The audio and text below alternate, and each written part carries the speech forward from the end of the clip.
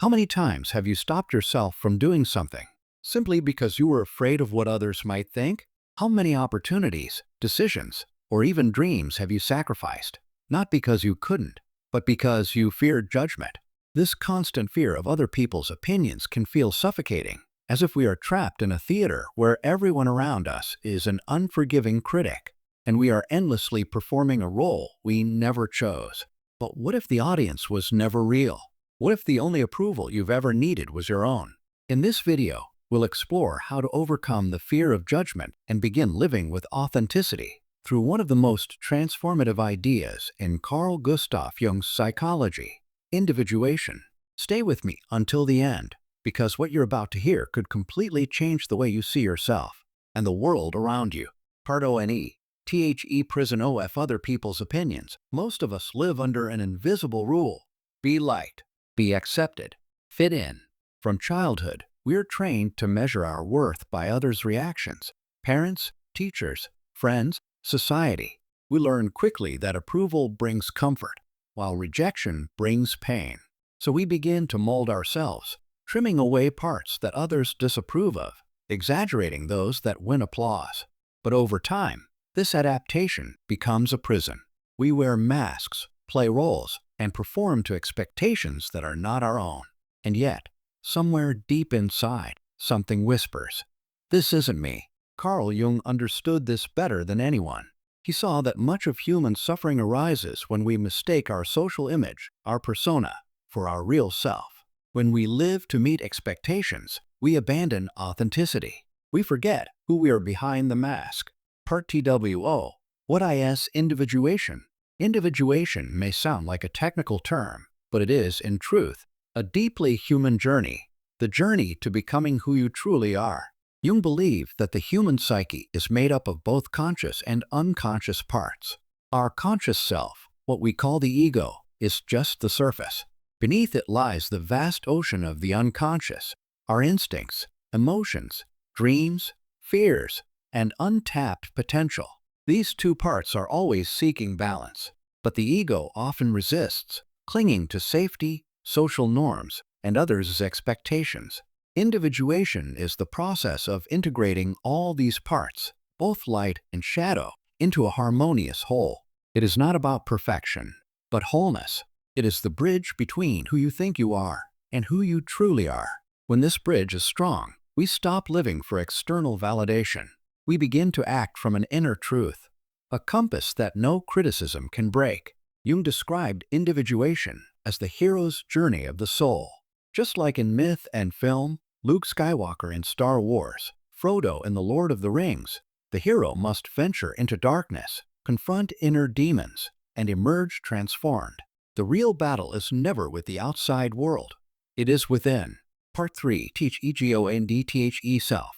TWO centers OF being. To understand why we care so deeply about others' opinions, we must first understand the relationship between the ego and the self. The ego is our conscious identity, the part that says, "I am this, I want that.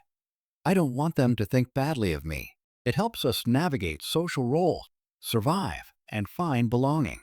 But it is fragile, because its existence depends on how others see it. The self, however, is the totality of who we are, both conscious and unconscious.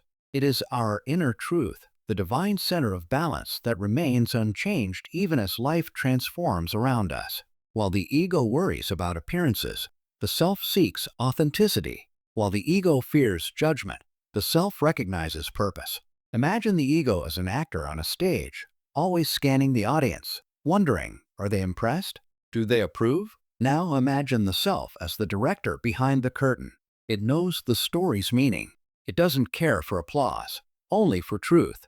Individuation is when the actor begins to listen to the director, when the ego surrenders control and learns to serve the deeper story. When this happens, you no longer act for validation. You act because it feels right, and in that moment, you experience a rare kind of freedom, emotional freedom. Part 4. Shadow. Facing what we hide. But there is another character in Jung's theater, one we often fear to meet: the shadow. The shadow contains all the aspects of ourselves we repress or deny: our anger, jealousy, insecurity, pain, vulnerability, and desires we've been told are unacceptable. We hide them to appear good, kind, competent, or lovable. But what we hide doesn't disappear. It hides in the dark, controlling us from behind the scenes. For example, imagine someone terrified of public speaking. On the surface, they say, "I just don't like attention." But deep down, the fear is not of speaking, it's of being exposed, seen, judged. They've rejected their inner voice, their right to express. And so the shadow grows stronger, whispering, "Don't speak, you'll be humiliated." The more we deny the shadow, the more power it gains. It projects our hidden fears onto others. We begin to imagine that people are judging us, when in reality, we are judging ourselves. Individuation requires that we turn toward the shadow, not away. Not to destroy it, but to integrate it, because the shadow also holds our creativity, passion, and authenticity, everything we've buried to be accepted. When you embrace your imperfections, you remove their power to shame you.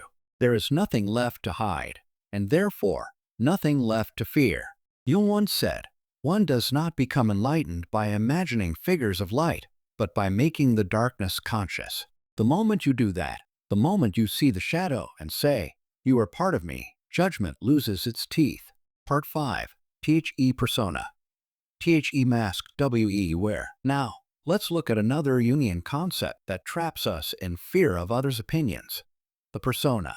The persona is the mask we wear in social life, the version of ourselves we present to the world. It's not evil.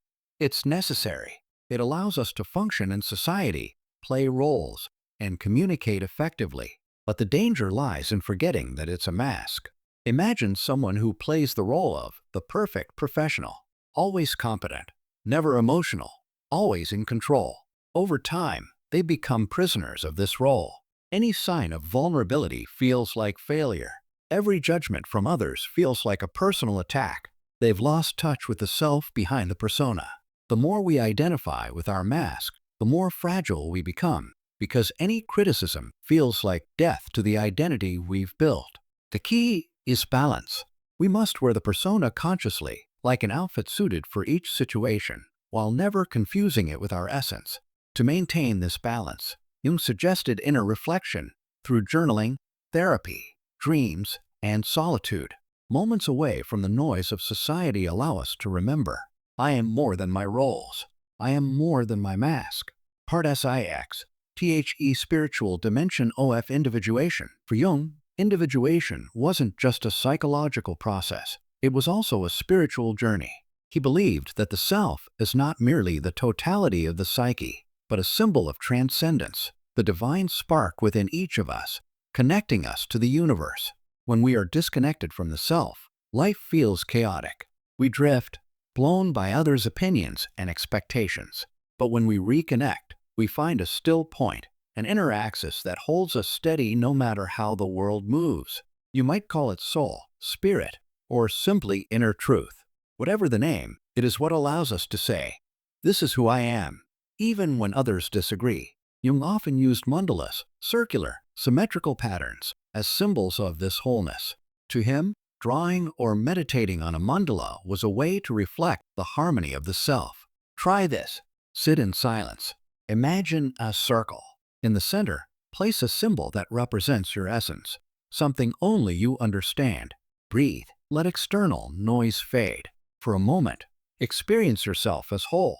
This is not about rejecting the world. It's about realizing that your center exists beyond it. Part 7. Practical steps to overcome fear of others' opinions. Theory is beautiful, but transformation requires practice.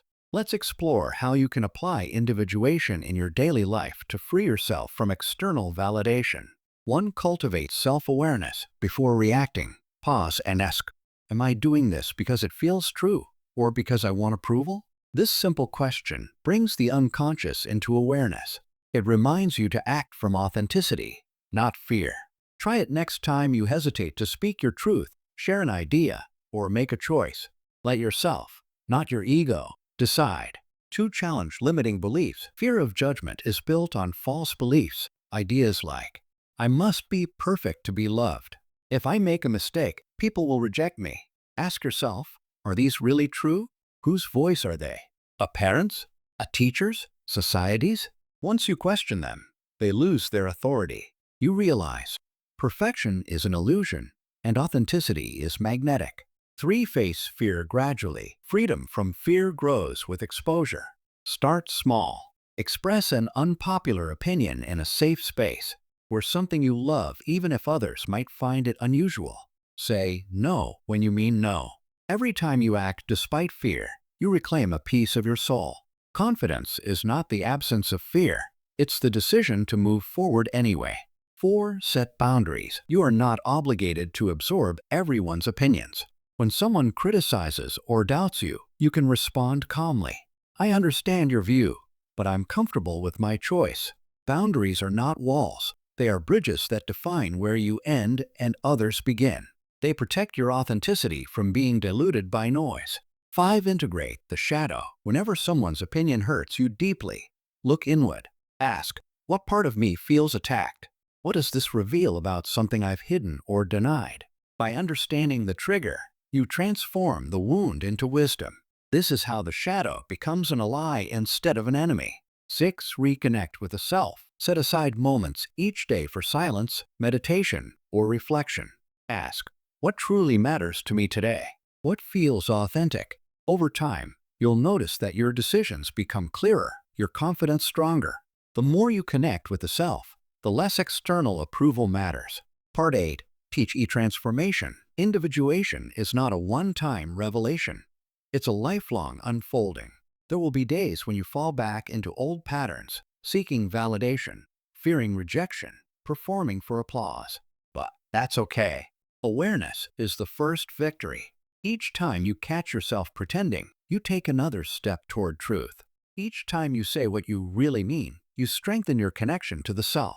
Each time you choose integrity over popularity, you awaken freedom. Living authentically doesn't mean being fearless. It means acting with courage despite fear, because what you value is more important than what others think. The irony is that when you stop chasing approval, you become more magnetic. People are drawn to authenticity because it's rare and real. But by then, it won't matter, because you'll finally understand that the applause of others is just an echo compared to the symphony within. Part 9.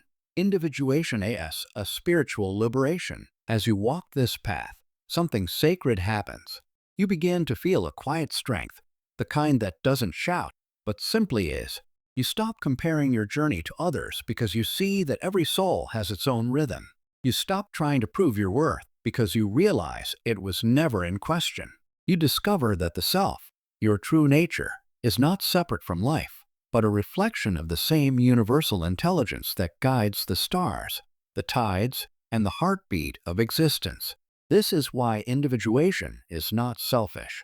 When you become your authentic self, you contribute your unique light to the world, and that light inspires others to do the same. Part 10. A final reflection. Take a moment. Breathe. Think about the areas of your life where the fear of others' opinions still has power. Maybe it's your career, where you hesitate to share new ideas. Maybe it's your relationships, where you silence your needs to avoid conflict.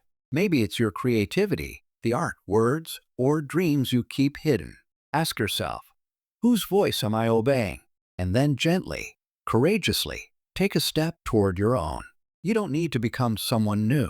You just need to remember who you already are, before the world told you otherwise. Jung once wrote, "The privilege of a lifetime is to become who you truly are." And that is what individuation gives you, the privilege, the responsibility, and the freedom to live as your authentic self.